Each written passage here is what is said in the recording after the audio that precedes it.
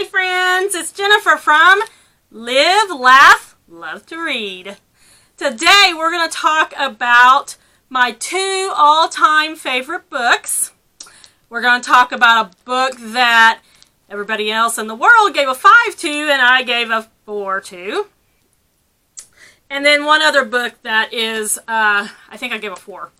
So, let's talk about the first book. Where the Crawdads Sing by Delia Owens. What to say about this book? Okay, so I gave it a 4. I know, everybody else gave it a 5 and thought it was the best book they ever read. Not me. What I liked about this book was, it's about a girl named Kaya, and she basically raises herself from the time she's like 6. Out in the marshland, her mother leaves when she's 6, and then she has older siblings. They all leave too, and basically leave her there with her abusive, alcoholic father, who's usually not even home, and he does leave later on. So yeah, from like 6 on, she raises herself, basically. She goes to school one day, throughout her whole childhood, and after that, she basically hides from the truant officer, and she never goes back to school. But what you find out later is Kaya is quite intelligent, and quite the artist. She can draw beautifully. She meets a boy out fishing one day, and they become really good friends and everything, and through the years, he teaches her how to read and write. And,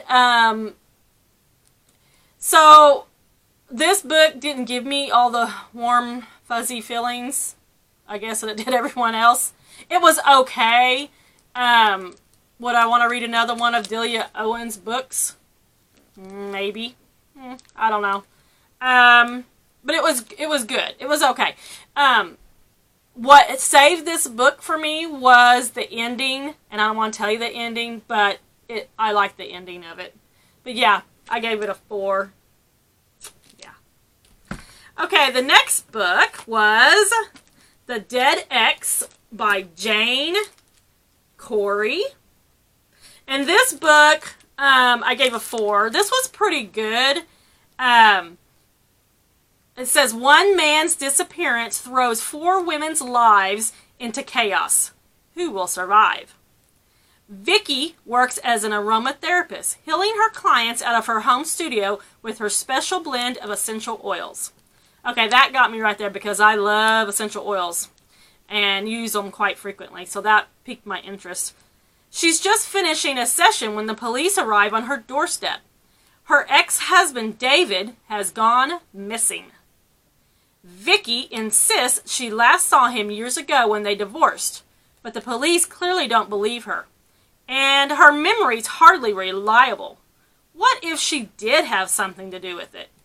So, Vicky has seizures. So when she has epilepsy, and my niece has epilepsy, so that was another thing that kept me reading this book and be interested in it. But when she has them, then she has memory loss, basically. And she doesn't know what she did. So, but meanwhile, Scarlett and her mother, Zelda, are down on their luck. At 8 years old, Scarlett's too young to know that the game her mother forces her to play is really just a twisted name for dealing drugs.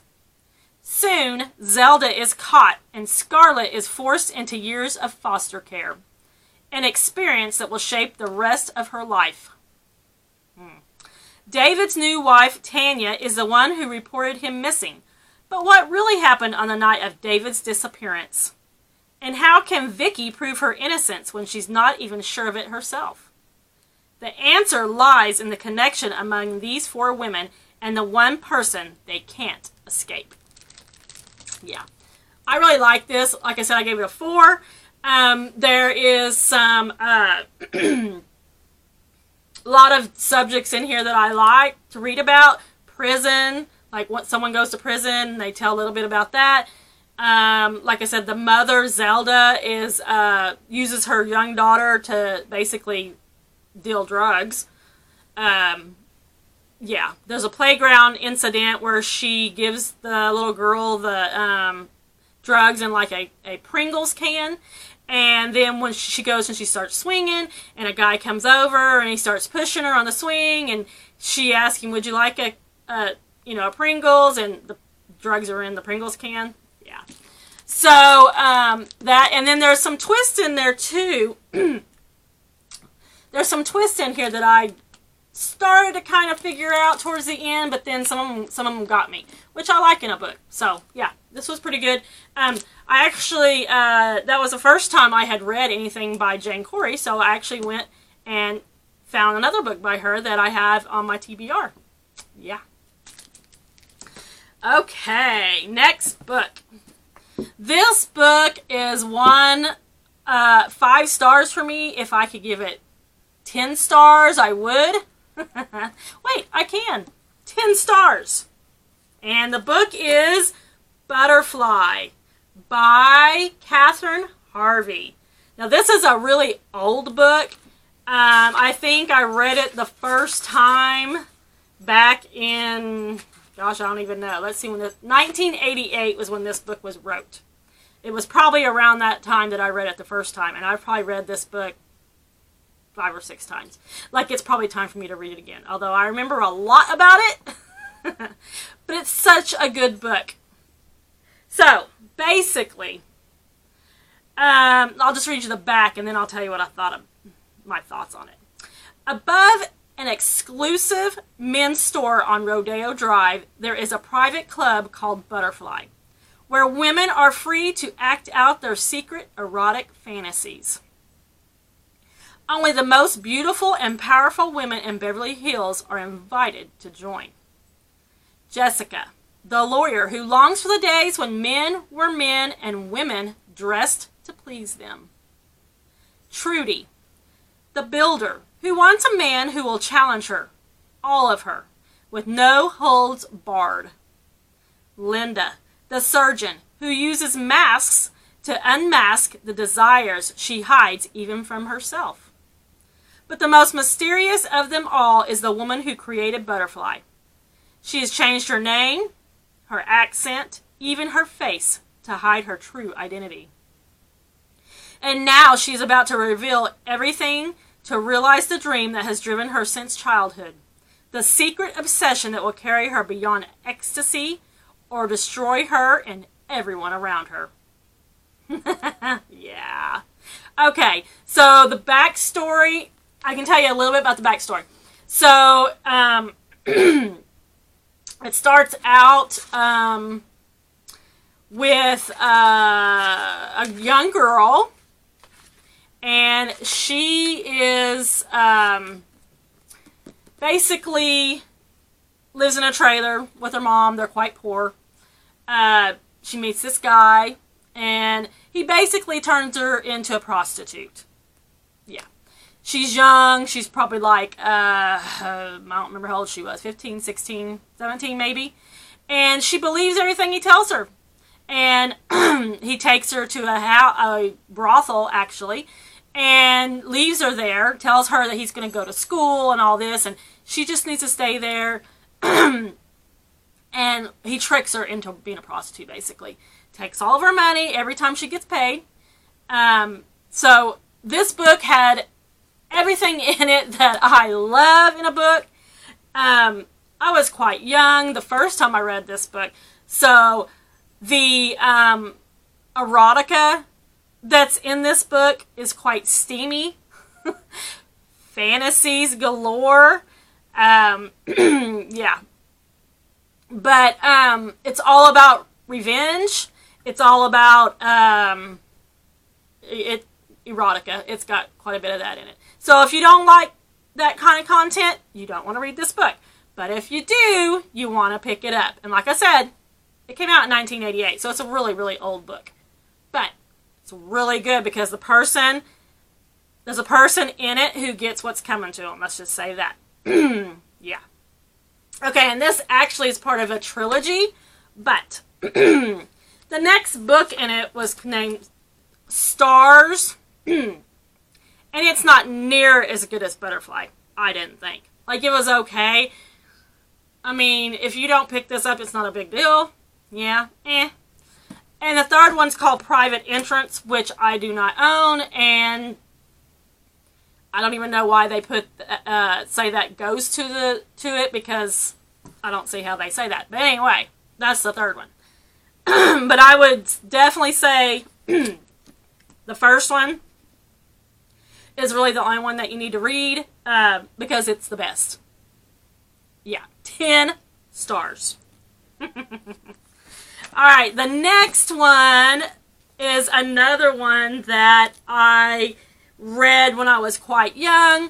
And like I said, 5 stars all the way. And it's called Savages. It's by Shirley Conran. In fact, I have 2 copies. This one is probably the original copy that I had.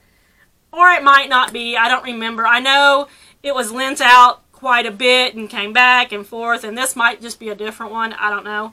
But this book, what do I say about it? It's so good. So basically, it follows 5 women who, all of them are quite rich. All their husbands are quite rich. And they go on this trip to, I want to say it's Fiji. Can't remember exactly, but I think that's where they go. Anyway, while they're there, it's one of those islands. I can't remember exactly which one. But while they're there, the natives kill all the men. Now, the women see this happen. They actually are on a trip with a captain of his own boat, that he takes out. And they come back, and they're actually coming back from their little boating, and they see all their husbands get killed. Well, the captain of the boat takes them back in the boat, and they go and hide on a deserted island. Yeah. So the whole book is basically these 5 rich women who are spoiled, not used to such, living off the land and such. They have to they have to survive on this island. And they have to hide because the people who killed their husbands are now looking for them. So, but yeah, this book was one of the best books of all time for me. 10 stars. And there's a little bit of lesbian action. Not much, just a little bit. There's a cave. So there's a cave that you go in from the lagoon and you swim down in it and you come up in this cave. But you also can access this cave from the top of the jungle floor too, but it's kind of hidden. And at one point, when they discover the cave, there is a skeleton in there with a old camera around their neck. Yeah. Later on, you find out who that was.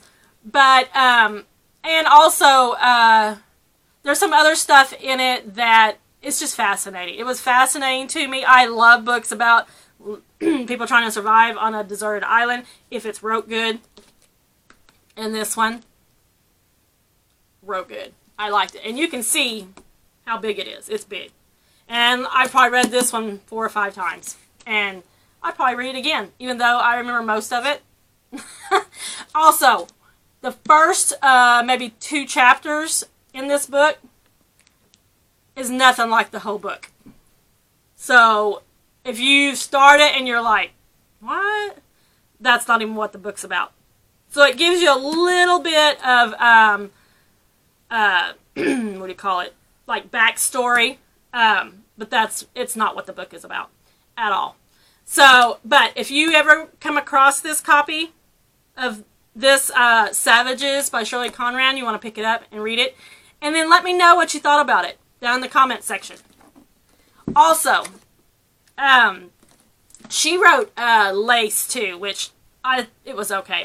It's not one of my favorite books. But this one, Really good. Well, that's all I have for today. Let me know in the comment section below what kind of books that you guys like and what else you would want me to talk about that's book related. And if you haven't subscribed, make sure you hit that subscribe button. Oh, and also, I do have another YouTube channel called Read Along with Aunt Ninny, where I read children's books. So, if you have little kids, you can run over there and subscribe to that one too. I have like 700 videos over there of children's books. Yeah. Alright, that's all I have for today. Thanks, friends. See you later.